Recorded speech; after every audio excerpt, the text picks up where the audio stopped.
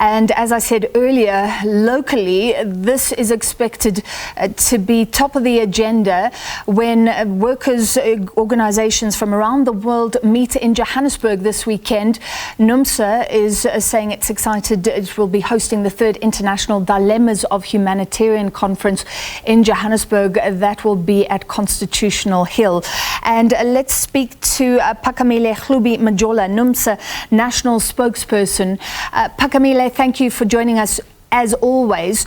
A Palestinian militant was invited. Is that a recent ad, or was this all organized already looking at the plight of Palestinians before what we saw, the outbreak of conflict last weekend?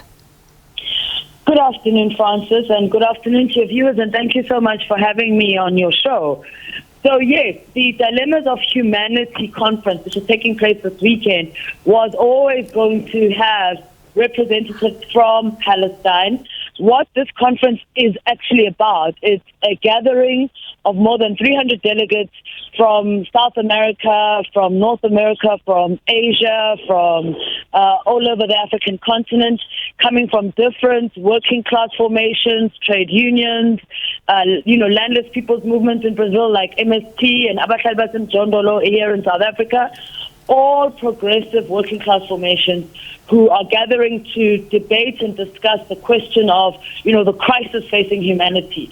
We have identified that the crisis facing humanity is capitalism.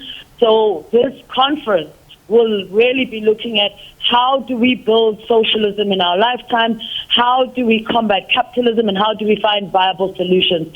And of course, it just so happened that as we were planning this event, then the situation in Palestine worsened.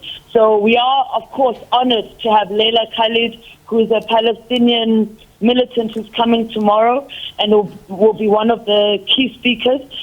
We will also have Arwa Abu Hashash, who's also Palestinian. There'll be a heavy focus on the first day on Palestinian solidarity.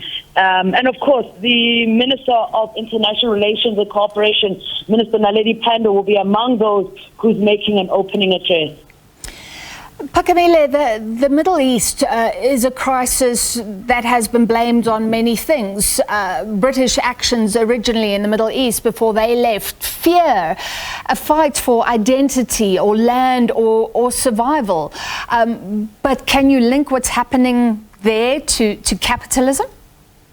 Oh, absolutely. And what we're seeing in Palestine is a fascist state, very much like the fascist state that was in charge of South Africa during the days of apartheid.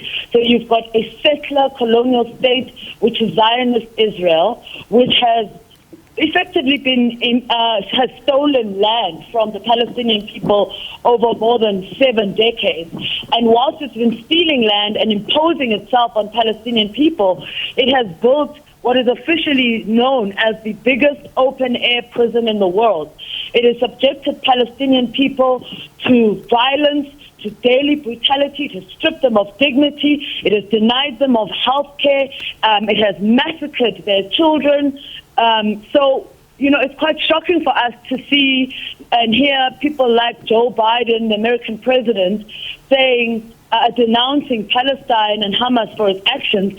I mean, where was the denunciation of Israel for more than 70 years of brutality and apartheid on Palestine? We think that kind of hypocrisy is disgusting and disgraceful, and this is why, as NUMSA, we condemn it. We stand with all progressive organizations who support Palestine and who want peace.